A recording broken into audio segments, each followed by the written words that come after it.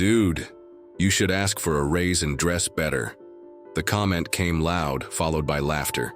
3 co-workers at the diner pointed at his hole-ridden t-shirt, the worn-out sneakers falling apart at the sides, and the faded cap on his head. The 20-year-old simply picked up the tray with leftover food from the table and walked away in silence. What none of them knew was that this quiet young man, orphaned since childhood, carried around his neck the rarest of military honors, a priceless treasure left to him by the grandfather who raised him. And a convoy of military SUVs and Humvees, led by an Admiral, was about to make that known to everyone. In the heart of Florida, nestled between a 24-hour grocery store and a laundromat, stood one of dozens of locations of the Tommy's Burgers chain, a corner diner, filled with the warm smell of burgers on the grill and the constant background sound of deep fryers. That's where David Morrow had been working for the past 2 years. Quiet, punctual, almost invisible.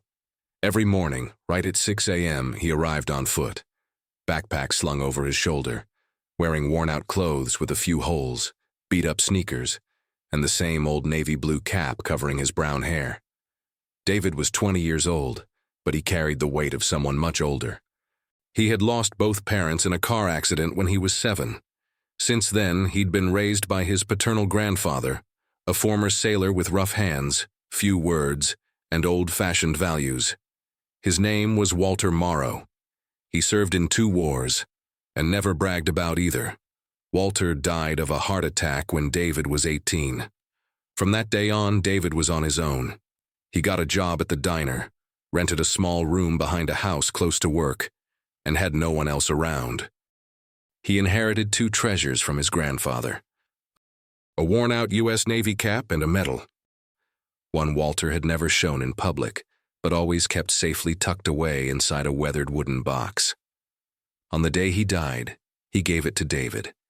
Since then, David wore the medal around his neck on a simple cord. It was always with him, like a silent reminder that his grandfather was still by his side. At the diner, David was the last to complain and the first to help. He took double shifts, did the cleaning when others tried to avoid it, handled inventory, even learned how to fix the ice cream machine when it broke, without anyone teaching him. But none of his co-workers ever noticed. To them, David was just the poor kid with an old cracked phone and clothes he wore over and over again. The manager, Mr. Duncan, a man in his early 40s, always in a rush, liked David, but rarely stood up for him. He used to say, "This place is too fast-paced to deal with young people's drama." But David never brought drama. He followed orders, avoided trouble, and did his job with a quiet calm that sometimes irritated the others. During breaks, he always sat at the same table in the back, under a flickering fluorescent light. He would pull out an old notebook from his backpack and scribble in silence.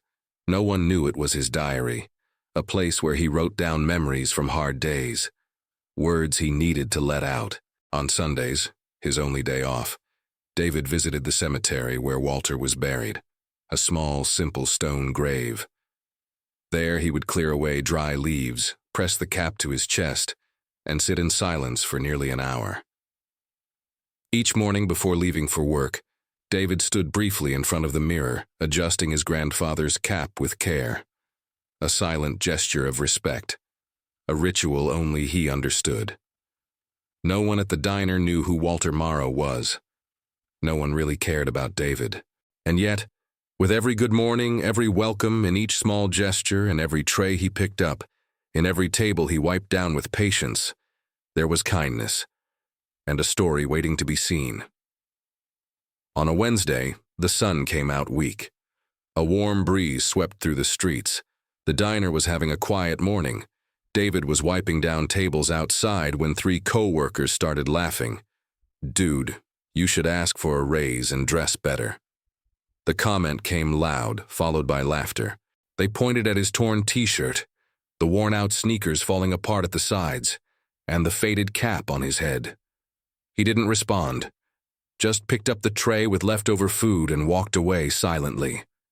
He stepped through the side door, slung the cleaning cloth over his shoulder, and made his way toward the counter.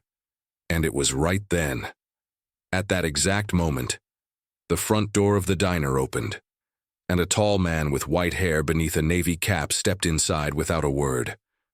It was Admiral Wright. Sharp eyes, confident stride. The naval base he commanded was just a few blocks away. He sat at the corner table by the window, ordered a black coffee, no sugar. Looked around, not rushed, but observant. The Admiral's eyes landed on David for a moment, just a moment, and in that instant something shimmered faintly on the young man's shirt. A thin chain, a golden glint. Wright narrowed his eyes and felt his chest tighten. That boy was wearing something no diner worker usually had. In fact, very few people in their lifetime ever earned such an honor.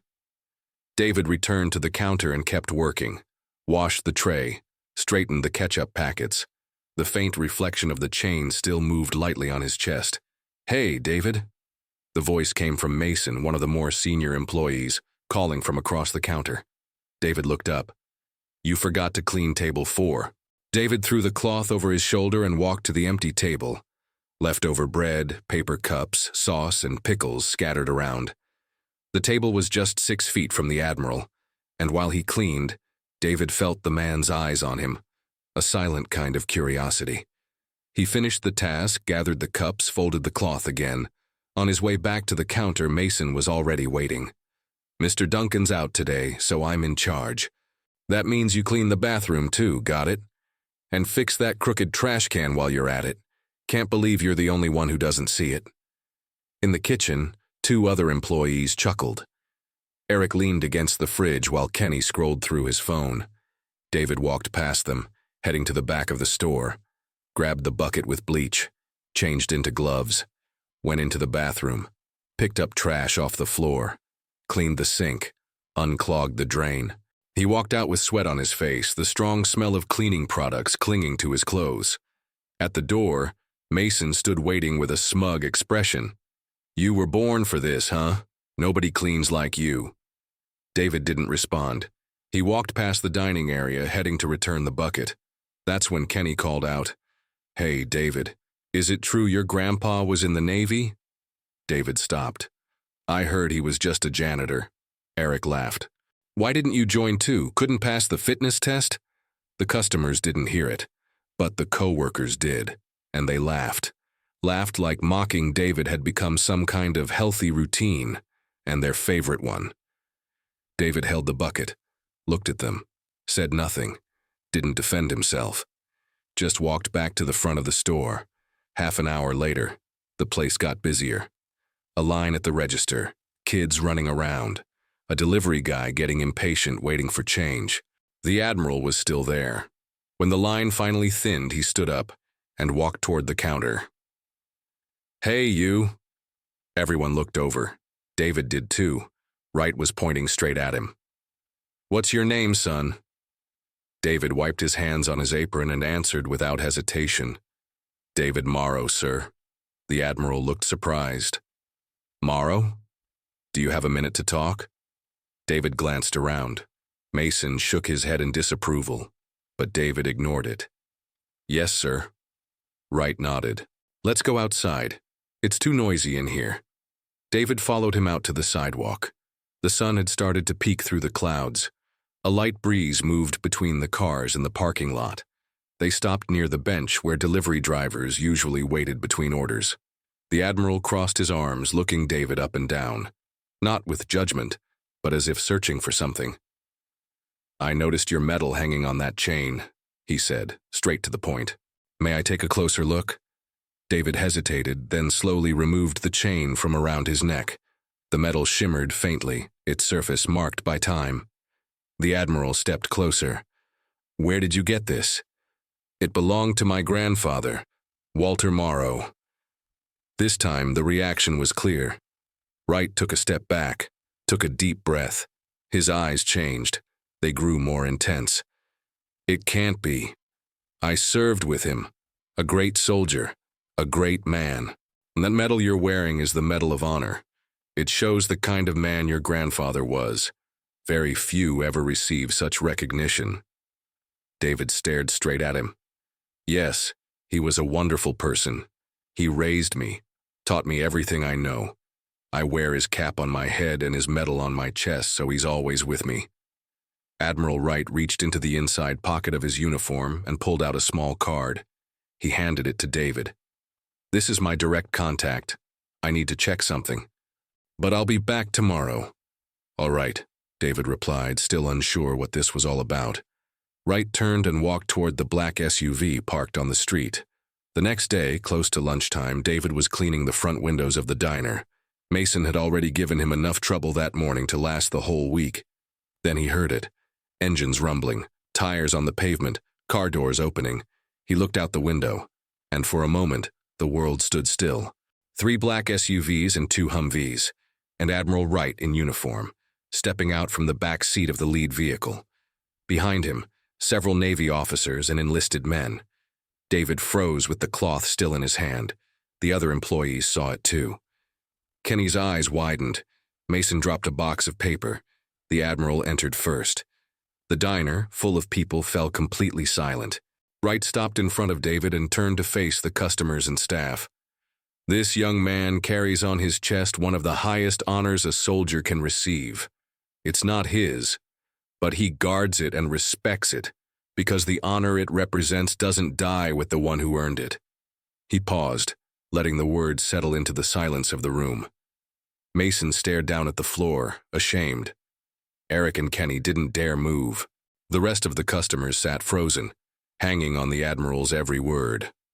"I had the privilege of serving with this young man's grandfather, a man who saved many lives, and yesterday, I saw that same courage and respect living in him." The Admiral placed a hand on David's shoulder. "That's why I came here today, in person, to invite him to join the United States Navy." A soft murmur rippled through the diner. The looks on people's faces shifted, from confusion to admiration. Mason felt his face burn with shame. For a moment, David didn't know what to say. Emotion tightened in his throat. But then, with a steady voice, he replied, "I accept, sir." The Admiral smiled and shook David's hand. Then every service member in the room saluted, a gesture of respect to the memory of Walter Morrow. In the days that followed, David was granted special permission to live in the naval base's housing. For the first time in a long while, he no longer had to endure humiliation. And on his chest, right next to his grandfather's medal, David now carried a future that Walter Morrow would surely be proud of. The next morning, David walked slowly through the halls of the naval base. The barracks were simple, but to him, it felt like a palace. Everything around him reflected order, respect, and dignity, something he hadn't felt in a long time. When he put on the uniform for the first time, with his name stitched over the chest, he paused in front of the room's mirror. In that moment, he thought of his grandfather, and now he was following in his footsteps. He stepped out of the room and walked toward the central courtyard. A few sailors were training nearby, but as soon as they noticed his presence, they stopped briefly and gave him a quiet nod, a silent gesture of respect. "Good morning, Morrow," called out a sergeant. "Good morning, sir," David replied, surprised by how naturally he was welcomed. As he made his way to the administrative building, he noticed a familiar face waiting near the front entrance. It was Admiral Wright. Holding a folder with a calm expression, he stood patiently, waiting for David. As David approached, he stood at attention and saluted. "Welcome to the Navy, Morrow," said the Admiral with a firm but warm voice. "Shall we head to my office?" David followed the Admiral through the building until they reached a large, organized room. Shelves lined the walls, filled with medals, old books, and framed photographs. Wright invited David to sit and opened the folder in front of him. "Starting today, you'll be officially assigned to the fleet's Maintenance and Logistics Division. Of course, you'll need to go through training and an observation period. But I believe you'll do well. Your attitude is exactly what we need around here." David felt a tightness in his chest. He tried to hold back the emotion, taking a deep breath before replying. "Thank you for the opportunity, sir. My grandfather always dreamed I'd get a chance like this." "Your grandfather would be proud to see you here today, David. I have no doubt about that." The Admiral paused briefly before continuing. "I heard what you went through at that job. You were mocked, disrespected, but you never lost your dignity. That says a lot about who you are." David looked down, reflecting for a moment. "My grandfather used to say that a man's worth isn't in his clothes or his possessions, but in his principles and the nobility of his actions." Wright looked up, clearly moved. He was absolutely right. After their conversation, David left the Admiral's office feeling lighter. Back at the barracks, he reached for his grandfather's medal again. He felt the weight of it in his hand, a reminder of the sacrifice and devotion it represented. He closed his eyes, hearing the quiet voice of old Walter Morrow in his mind. Outside, the flag swayed gently in the wind as David looked forward, ready for what lay ahead. Because he didn't carry just a medal. He carried the hardship and pain he had faced in life, even at a young age. But more than that, he carried the legacy of honor, respect, and dignity left to him by his grandfather. Lessons that would guide his life. Lessons that could guide all of ours. If you enjoyed this story, click the like button and subscribe to the channel so you don't miss the next.